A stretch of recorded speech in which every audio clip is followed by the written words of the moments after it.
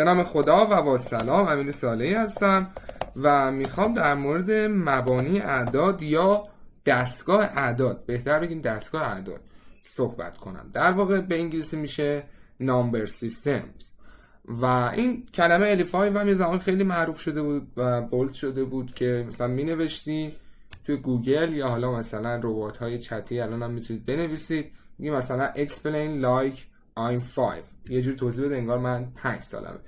چون میخوایم توی این ویدیو خیلی پایه‌ای و از صفر مبانی اعداد رو توضیح بدیم طوری که همه متوجهش بشن.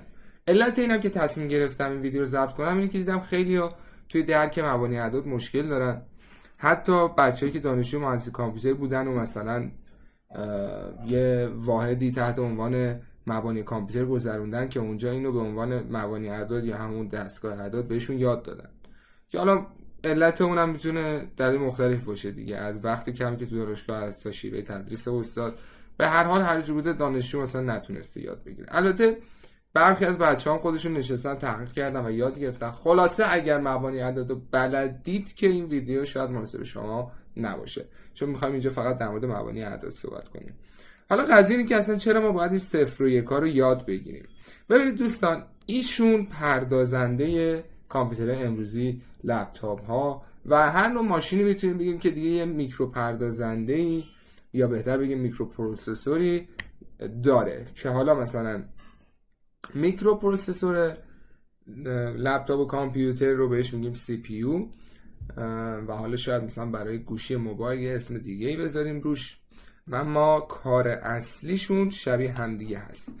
به این دقت کنید بچه‌ها، حداقل چیزی که میتونیم بدونیم و خیلی راحت درکش اینه که این وسایل الکترونیکی هستن و دیجیتال هم دیدیم بهشون میگیم وسایل دیجیتال هم هستن.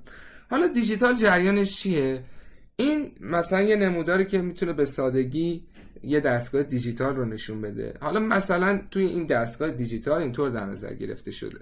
اولا که ما ولتاژی که داریم اینجا مثلا بین 0 تا 5 ولت فقط، و اگر 0 تا مثلا 8 ولت باشه این صفر منطقی در نظر گرفته میشه، و اگر مثلا از 2.7 تا 5 ولت هم باشه میشه 1 منطقی، و مثلا بین 8 ولت تا 2.7 ولت نویز محسوب میشه، مثلا این رو دستگاه اصلا در نظر نمیگیره یا ایگنورش میکنه اگه یه همچین ولتاژی بین مثلا 8 ولت تا 2.7 بیاد. حالا چیه داستان؟ این در واقع پروسسور یا میکرو پروسسور ما، این سی پی یو توش یک عالمه در واقع یه دنیای وسیعی از جایگاه واسه ذخیره سازی این صفر و یکا قرار داره و انگار بازی با همون ولتاژه. و حالا شما اگر مثلا بیشتر در مورد معماری کامپیوتر بخونید بیشتر متوجه میشید چی میگم، که مثلا این ریز پردازنده پر از در واقع جایگاه هایی که بیت ها رو میتونن تشکیل بدن و یا بخوننشون. به عبارتی دارم به زبون ساده میگم، بنابراین در مورد مطالب تخصصی معماری کامپیوتر ریز پردازنده صحبت نمی کنیم، یه جوری میگیم که همه متوجه بشن. بنابراین در نظر میگیریم که این CPU متوجه 0 و 1 میشه. به چه علت؟ به همین علتی که توضیح دادیم، چون این انگار با مثلا در نظر گرفتن ولتاژ 5 ولت برای یه قسمت یا مثلا حالا حدود 5 ولت و مثلا 0 ولت یا حدود 0 ولت واسه یه قسمت میتونه اینا رو تفکیک کنه و یک عالمه از این صفر و یکا گفتیم میتونه داخل این قرار بگیره.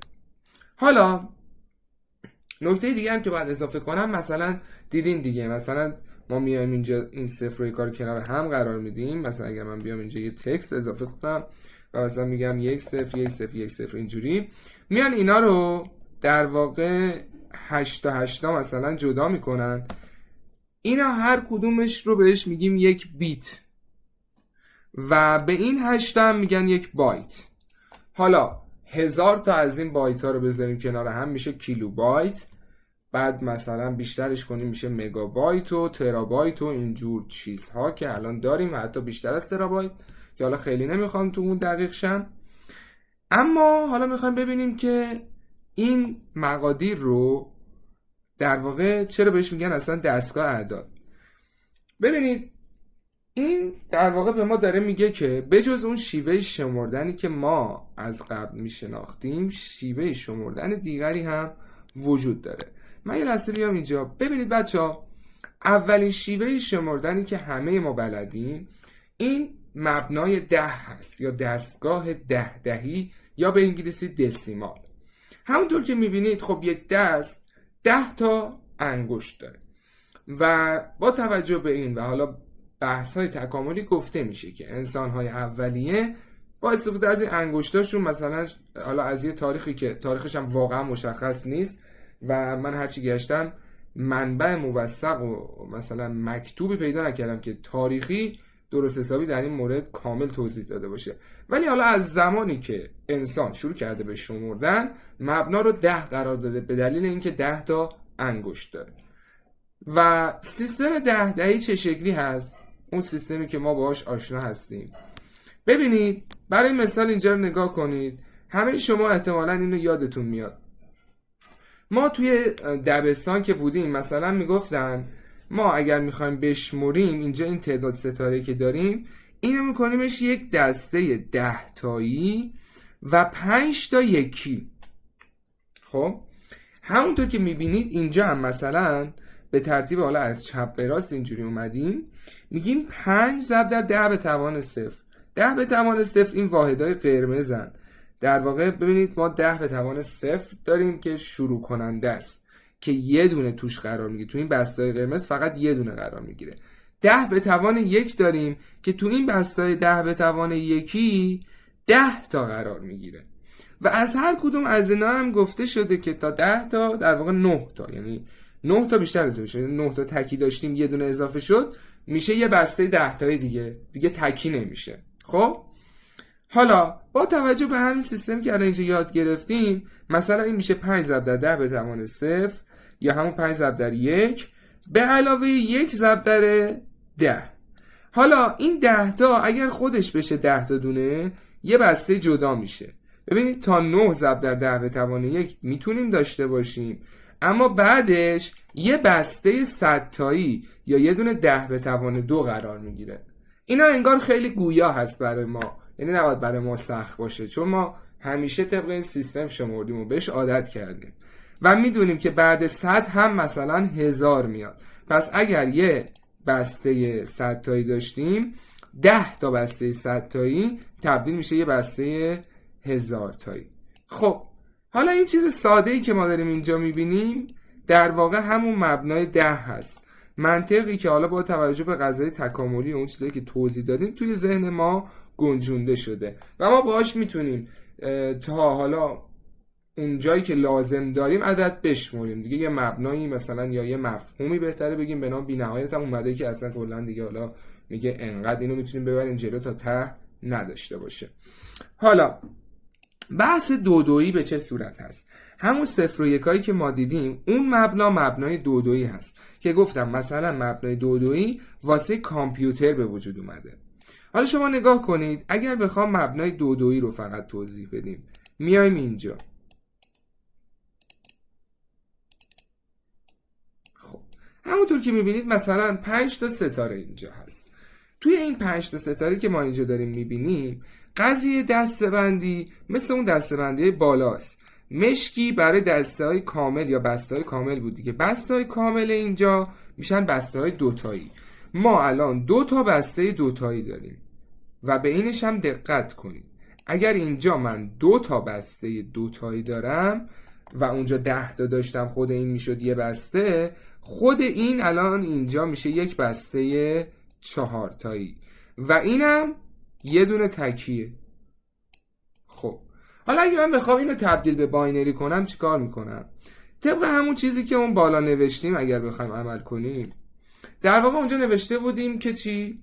5 ضرب در 10 به توان 0. خب اینجا یه دونه تکی داریم پس 1 ضرب در پایه اونجا 10 بود، پایه اینجا میشه 2 به توان 0 به علاوه در واقع یک بسته 4 تایی هم داریم که اینم میشه 1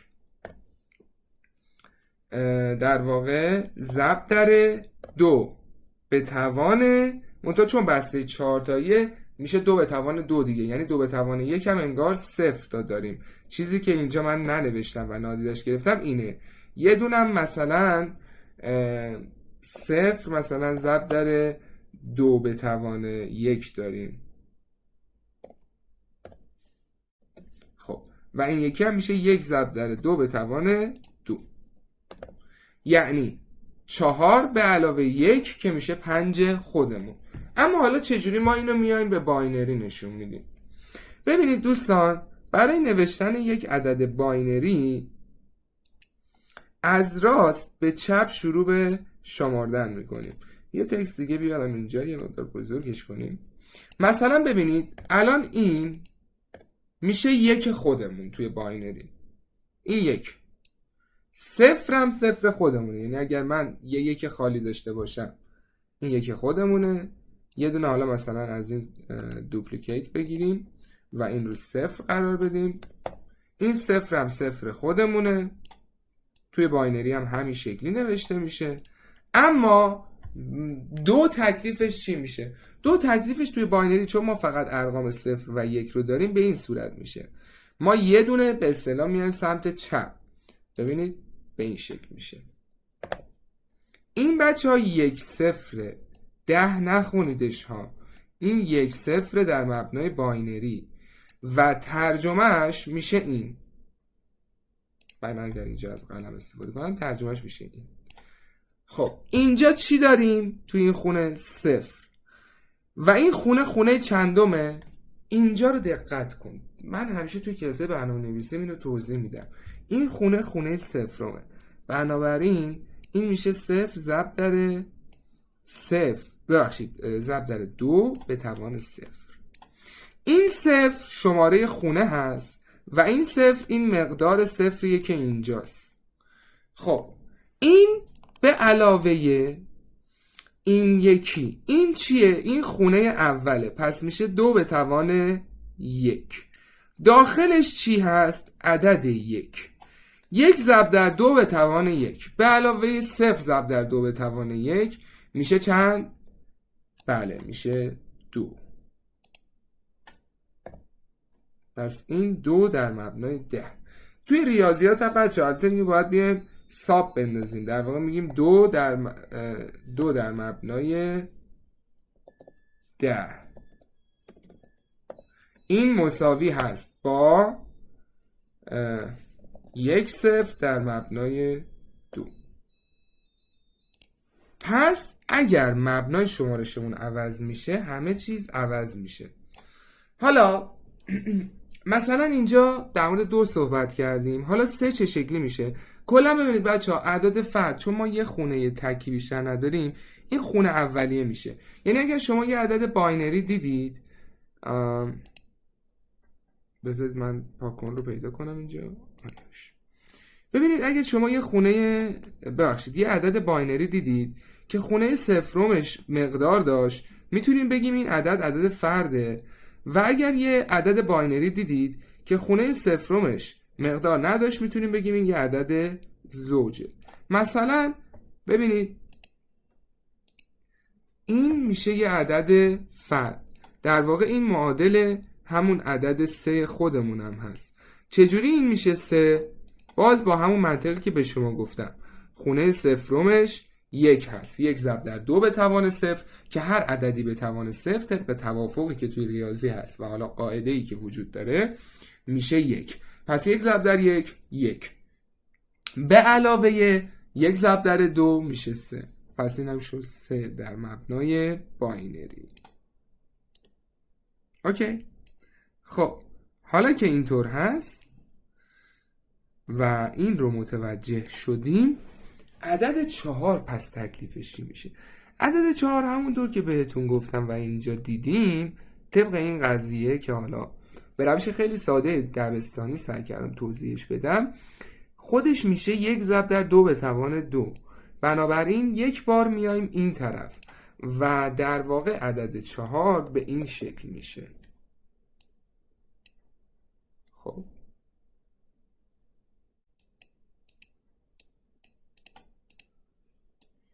و این میشه عدد 4 در مبنای باینری. حالا 5 چطور؟ گفتیم 5 یه دونه یک تکی هم داره دیگه، دقیقا همین قضیه اینه دیگه، همین اینه. 5 میشه 1 0 1 به این شکل.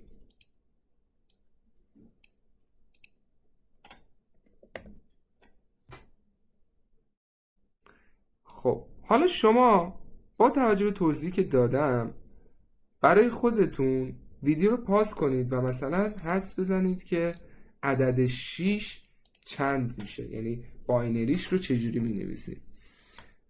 حالا من یه بار دیگه هم اینجا قضیه رو میگم. مثلا اگر ما میخوایم اینجا یه عدد باینری بنویسیم، در واقع از راست به چپ من می نویسم. راست خونه صفرمه و اون مقدار داخلش مثلا اگر عدد زوجه باید 0 باشه، پس 0 ضرب در 2 به توان چند؟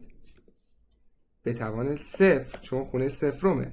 به علاوه حالا بسته به عددمون داره، مثلا عدد 6 بچه‌ها چه عددی میشه؟ اگر بیایم تو همین شکل نگاه کنیم و مثلا من یه ستاره دیگه اینجا بذارم، عدد 6 میشه یک بسته 2 تایی و یک بسته 4 تایی. پس به عبارتی میشه 1 ضرب در 2 به توان 1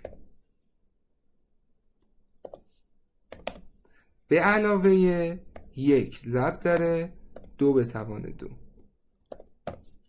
و حالا همین رو بخوایم باینریش کنیم، با توجه به این چیزی که داریم از روی این میبینیم به راحتی امکان پذیره. ببینید ما این رو میذاریم اینجا و تبدیلش به این شکل میشه: خونه صفرممون 0، خونه یکممون 1 و خونه دوممون هم 1. پس 0 1 1. همونطور که میبینید این عدد 6 هست در مبنای باینری. به همین ترتیب اعداد بیشتری رو میتونیم داشته باشیم. تنها نکته‌ای که در مورد باینری میمونه که باید بهتون یادآور بشم این هست: مثلا اگر این عدد 6 هست، این هم همون عدد 6 و این هم همون عدد 6 هست. در واقع صفر پشت عدد رو به عبارتی میتونیم بگیم صفر بی ارزشه، مگر اینکه اینجا 1 باشه. اگر اینجا مثلا 1 باشه، همه اینا صفرهای ارزشمند هستن به جز این یکی. این یکی باشه و نباشه عدد فرقی نمیکنه، ولی نقش اینا تأثیر گذاره. خب این قسمت باینری بود. امیدوارم که باینری رو خوب یاد گرفته باشید. در ادامه در مورد سایر مبانی اعداد هم صحبت میکنیم.